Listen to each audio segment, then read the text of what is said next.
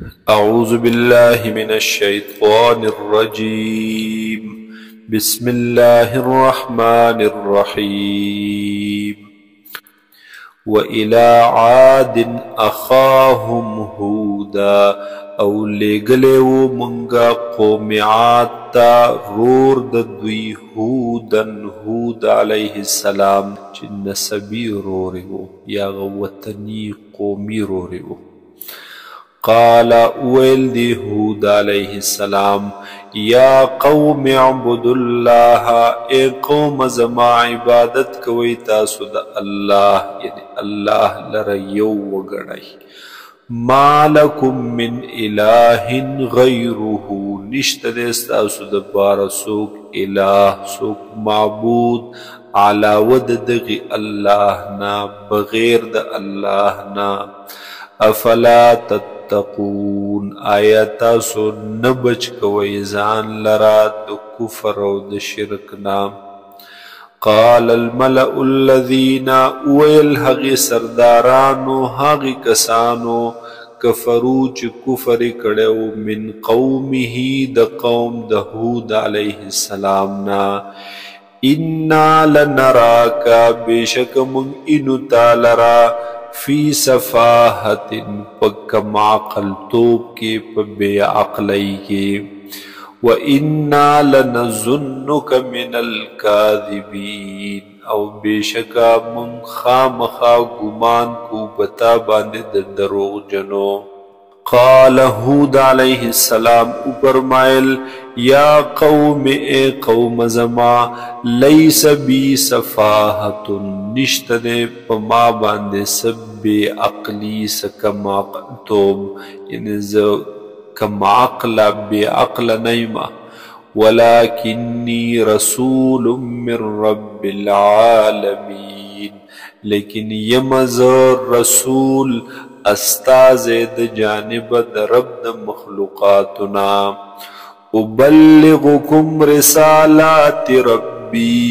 زرسوم تاسو ته پیغامات د رب خپل وانا لکم ناصح امین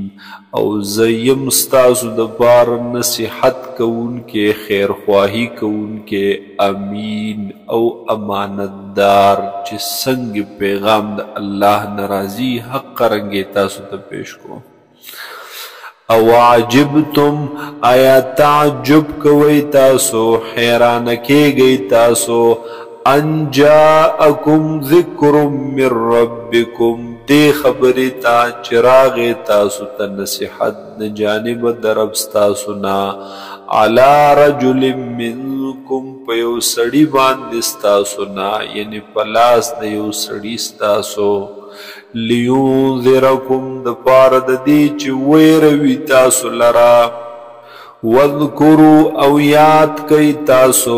اذ جعلکم خلفاء من بعد قوم نوح هاغ وخلرا چی وگرزولی اللہ تعالی تاسو خلفاء خلیفگان جان نشینان من بعد قوم نوح ورستو د قوم د نوح علیہ السلام نا ورستو د ہلاکت د قوم نوح نا وزادکم فی الخلق بسطوتا او زیاد کرے اللہ تعالی تاسو فی الخلق پا بدن کی پا جسامت کی بسطوتا دا جہت دا طاقتنا دا قوتنا خدای پاک غٹ غٹ بدنونا لولو طاقتونا نرکل. فَاذْكُرُوا آلَاءَ اللَّهِ پس یاد کئی تاسو نعمتنا دا اللہ تعالی لعلکم تفلحون دا پارد دی چی تاسو کامیاب شئی. قالو اویل دوی اجئتنا آیارات للکڑی دی تا منگتا لنعبد اللہ وحدہو چی منگ عبادتو کد اللہ تعالی یک یوازی ونذر او پریږدو موږ ما هغه کان یعبد آباؤنا چې د هغې به عبادت کولو زمونږ پلارانو مشرانو. فأتنا بما تعدنا پس راوله موږ ته بما هاغه څه تعدنا چې ته یروي مونږ د هغې نه یا ته یې زموږ سره وعده کوې ان كنت من الصادقین که چېرته ته یې د رښتونو نه یعنی مطلب د دې دا شو چې دوی ویل چې موږ ستا دعوت هغه نه قبلو او د کوم عذاب نه چې مو یروي هغه را باندې راوله قال حضرت هود علیه السلام وفرمایل قد وقع علیکم من ربکم یقینا واقع شوی دی ثابت شوی دی په تاسو باندې د جانب د رب ستاسو نه رجس و غضب عذاب او غصه د الله او سبب د عذاب رجس نه عذاب او غضب نه اسباب د عذاب اتجادلوننی آیاتاسو جګړه کوي زما سره فی اسماء پاغ نمونو کې سمیتموها انتم و آباؤکم چې کې خودلی دي تاسو دغه نمونه دی بوتانو لره و آتاسو و آباؤکم او مشران استاسو ما نزل الله بها من سلطان